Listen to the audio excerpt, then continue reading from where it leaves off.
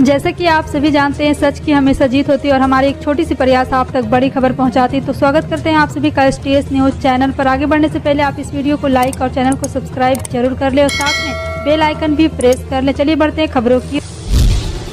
बता दें, पश्चिम बंगाल के नए राज्यपाल के रूप में आज CV आनंद बोस ने अपने पद की शपथ ले लिया। कोलकाता में 23 नवंबर को CV आनंद बोस को कोलकाता हाईकोर्ट के मुख्य न्यायाधीश ने शपथ दिलाई। शपथ ग्रहण करने के बाद राज्यपाल CV आनंद बोस ने पश्चिम बंगाल के मुख्यमंत्री ममता बनर्जी व अन्य नेताओं से मुलाकात की, लेकिन इस शपथ ग्रहण समारोह में नेताओं के सीटिंग अरेंजमेंट को लेकर विवाद शुरू हो गया है। बीजेपी नेताओं ने TMC पर गंभीर आरोप लगाए हैं। सीटिंग अरेंजमेंट को लेकर पश्चिम बंगाल विधानसभा में विपक्ष के नेता शुभेंदु अधिकारी ने कहा है कि राज्यपाल को बधाई देते हुए मैं कहना चाहता हूँ कि आज मैं और बंगाल के भाजपा अध्यक्ष सुकांत मजूमदार राजभवन में शपथ समारोह के लिए पहुंचे थे, लेकिन हमें दरवाजे से लौटना पड़ा। भाजपा नेता ने कहा है कि TMC ने जानबूझकर भाजपा छोड़ TMC में शामिल हुए नेताओं के बगल में मेरी कुर्सी लगाई।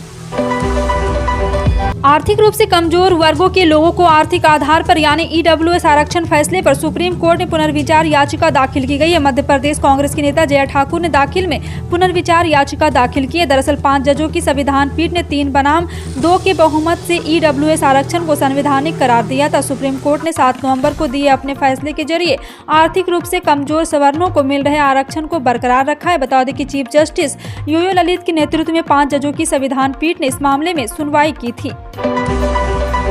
शिवसेना उद्धव बालासाहेब ठाकरे के नेता और महाराष्ट्र सरकार के पूर्व मंत्री आदित्य ठाकरे ने बिहार जाकर डिप्टी CM तेजस्वी यादव से मुलाकात की। इस मुलाकात के बाद आदित्य ठाकरे ने कहा कि पहली बार तेजस्वी यादव से मुलाकात हो रही है। देश के सभी युवाओं को एक साथ आना चाहिए। हमारे देश में बेरोजगारी का मुद्दा है, उसको उठाना चाहिए। 1 दिवसीय बिहार दौरे पर आए आदित्य ठाकरे ने तेजस्वी से 2 मुलाकातें की है। फिर इसके बाद तेजस्वी यादव ने उनके बिहार के CM नीतीश कुमार से भी मुलाकात कराई। इस बैठक की व्यवस्था तेजस्वी ने ही की। जानकारी के मुताबिक CM ने मुलाकात करना ठाकरे के प्लान का हिस्सा नहीं था। उत्तर प्रदेश की मैनपुरी लोकसभा सीट और 2 विधानसभा सीटों के लिए उपचुनाव हो रहे हैं। 5 दिसंबर को इन सीटों पर मतदान होना, लेकिन सबसे अधिक चर्चा हो रही है मैनपुरी लोकसभा सीट की। मैनपुरी लोकसभा सीट से उपचुनाव में समाजवादी पार्टी के राष्ट्रीय अध्यक्ष अखिलेश यादव की पत्नी डिम्पल यादव चुनाव मैदान में। मुलायम सिंह यादव के निधन से रिक्त हुई इस सीट से जहां उनकी बहू डिम्पल यादव चुनाव मैदान में है, तो वहीं एन चुनाव के वक्त मुलायम का परिवार भी एकजुट हो गया है। दूसरी तरफ सूबे और केंद्र की सत्ता पर काबिज भारतीय जनता पार्टी ने सपा से ही सांसद रहे रघुराज साकी को टिकट दिया था। दिल्ली में MCD चुनाव होने वाले इन चुनाव में पहली बार ऐसा हो रहा है जब चुनावी ड्यूटी में सबसे ज्यादा सुरक्षा बलों की तैनाती होगी। बता दें कि इन चुनाव के लिए दिल्ली पुलिस जवानों के अलावा 8000 अर्धसैनिक बलों के जवान भी तैनात होंगे। इसके अलावा सिविल डिफेंस और अन्य संस्थाएं भी सुरक्षा की ड्यूटी पर रहेगी। दिल्ली में MCD चुनाव के दौरान कानून व्यवस्था दुरुस्त रखने के लिए सुरक्षा प्लान तैयार किया गया है। मनी लॉन्ड्रिंग केस में तिहाड़ जेल में बंद दिल्ली सरकार के मंत्री सत्येंद्र जैन ने स्पेशल खाना और मंदिर में नहीं जाने देने को लेकर CBI की विशेष कोर्ट का रुख किया। सत्येंद्र जैन की याचिका पर बुधवार को CBI कोर्ट में सुनवाई हुई। इस दौरान सत्येंद्र जैन के वकील ने कहा है कि जब वे ED की कस्टडी में थे तब उनका वजन 103 किलो था, अब उनका वजन 75 किलो रह गया। इस पर तो वजन और जज ने कहा है कि आप खुद फास्ट रख रहे हैं तो वजन तो कम होगा ही। आपने खुद ही कहा है कि आप 6 महीने से फास्ट पर हैं। प्रसिद्ध उद्योग पुरस्कार सवेरा की घोषणा होने में केवल 14 दिन बचे हैं। ऐसे में सभी जूरी सदस्यों ने अपनी तैयारी तेज कर दी है। HDFC लिमिटेड के MD रेणु सूद के नेतृत्व में सवेरा अवार्ड्स जूरी में कॉर्पोरेट, सरकार और गैर लाभकारी संस्थाओं के 8 सदस्य शामिल होंगे। ग्रैंड जूरी की 9 नवंबर की पहली बैठक के बाद अब विजेताओं को चुनने के लिए प्रविष्टियों की समीक्षा की गई है। अंतिम विजेताओं की घोषणा 7 दिसंबर को एक भव्य कार्यक्रम में की जाएगी। बता दें कि अमर उजाला सवेरा 2022 कार्यक्रम की मीडिया पार्टनर बना है। महाराष्ट्र व कर्नाटक के बीच सीमा विवाद जल्द हल करने के प्रयास जारी है। महाराष्ट्र के मंत्री शंभूराज देसाई ने कहा है कि हम इसका श्रेष्ठ हल निकालने की कोशिश कर रहे हैं। सीमावर्ती 85 गांव के लोगों को पूरी सुविधाएं दी जाएगी। देसाई ने आरोप लगाया कि महाराष्ट्र में शिवसेना नेता संजय राउत माहौल खराब कर रहे हैं। मंत्री देसाई ने बताया कि हमारी सरकार ने चंद्रकांत पाटिल और मुझे यह विवाद हल करने की जिम्मेदारी सौंपी। उन्होंने कहा है कि हम दोनों राज्यों के सीमावर्ती 85 गाँव के लोगों को पूरी सुविधाएं देंगे। ड्यूटी के दौरान नींद निकालने पर बर्खास्त केंद्रीय औद्योगिक सुरक्षा बल के गार्ड को बॉम्बे हाईकोर्ट ने कोई भी राहत देने से इनकार कर दिया है। वह नागपुर स्थित मौदा थर्मल पावर प्लांट में तैनात था। हाईकोर्ट ने कहा है कि ये सिपाही एक सार्वजनिक महत्व के प्रतिष्ठान की सुरक्षा के लिए तैनात अनुशासित सुरक्षा बल का सदस्य था। इस टिप्पणी के साथ ही हाईकोर्ट के मुख्य न्यायाधीश दीपंकर दत्ता और जस्टिस अभय आहूजा की पीठ ने मंगलवार को कांस्टेबल की अर्जी खारिज कर दी। मध्य प्रदेश में कैबिनेट विस्तार की चर्चा के बीच कुछ पुराने चेहरों को भी जगह मिल सकती है। शिवराज मंत्रिमंडल विस्तार में कुछ पुराने चेहरे के नाम भी जुड़ सकते हैं। राष्ट्रीय स्वयंसेवक संघ के हस्तक्षेप की खबरें सामने आ रही। मंत्रिमंडल विस्तार के लिए गुजरात चुनाव परिणाम आने का इंतजार किया जा रहा है। चुनाव परिणाम आने के बाद शिवराज कैबिनेट में नए मंत्रियों की ताजपोशी होगी। सूत्रों का कहना है कि संघ ने पुराने चेहरों को दरकिनार नहीं करने की सलाह दी है। फिलहाल शिवराज कैबिनेट में 4 पद खाली चल रहे हैं। जल्दी 2 राज्यों की वंदे भारत एक्सप्रेस ट्रेन की सौगात देने जा रही तेलंगाना और बिहार राज्य में वंदे भारत एक्सप्रेस ट्रेन को चलाने का प्लान तैयार किया गया है। अभी तक इन दोनों राज्यों में इस ट्रेन का संचालन नहीं है, इसलिए इन राज्यों का चयन हुआ है। मालूम हो कि देश भर में अभी 5 वंदे भारत एक्सप्रेस ट्रेन का सफल परिचालन हो रहा है। रेल मंत्रालय के अनुसार दिसंबर माह में अगले 2 वंदे भारत एक्सप्रेस ट्रेन और ट्रैक पर आने की संभावना है। नई वंदे भारत एक्सप्रेस के रूट को लेकर अभी तक मंत्रालय ने फैसला नहीं किया है। संगम नगरी प्रयागराज में माफिया घोषित किए गए पूर्व सांसद अतीक अहमद की 1.25 अरब रुपये से ज्यादा की कीमत वाली 2 संपत्तियों को कुर्क किया गया है। कुर्की की यह कार्रवाई प्रयागराज के झूसी मोहल्ले के हवेलिया इलाके में की गई है। कुर्की गई संपत्तियां तकरीबन 13 बीघे में मौजूद थी। माफिया अतीक ने इन संपत्तियों को खरीदने के बाद इस पर बबलू के बाग तैयार किए थे और इस तरह के साथ ही कुछ जमीन खाली पड़ी हुई थी। पुलिस द्वारा दी गई जानकारी के मुताबिक जो संपत्तियां कुर्की गई उनकी अनुमति केवल 1 अरब 28 करोड़ रुपये है। अब टेक्नोलॉजी का दायरा बढ़ता ही जा रहा है, चाहे वो कोई भी इलेक्ट्रॉनिक आइटम हो। आए दिन आने वाले नए फीचर में कुछ बड़े काम की चीजें आ रही है। जी हां, आपको बता दें कि जैसे इन नए इलेक्ट्रिक स्कूटर में फंड माई राइड फीचर से लैस है। आपको बता दें कि एक बार फिर से आई भूमि S1 240 टॉप स्पेक वर्जन है।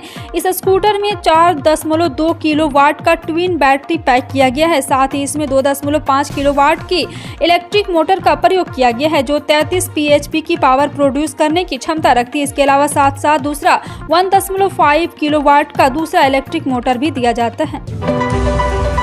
सीएए लागू करने को लेकर देश में मचे बवाल के बीच बंगाल की मुख्यमंत्री ममता बनर्जी ने फिर इस मुद्दे पर बड़ा बयान दिया। उन्होंने बुधवार को कहा है कि एनआरसी लागू करने की आड़ में डिटेंशन कैंप में भेजे जाने से बचने के लिए सुरक्षित करें कि आपका नाम मतदाता सूची में है। मुख्यमंत्री ममता बनर्जी राज्य सरकार की ओर से सभी जिलों के सीमांत परिवारों को जमीन के पट्टे वितरित करने के लिए आयोजित एक कार्यक्रम को संबोधित कर रही थी। उन्होंने कार्यक्रम में 4701 जमीन के पट्टे सौंपे हैं।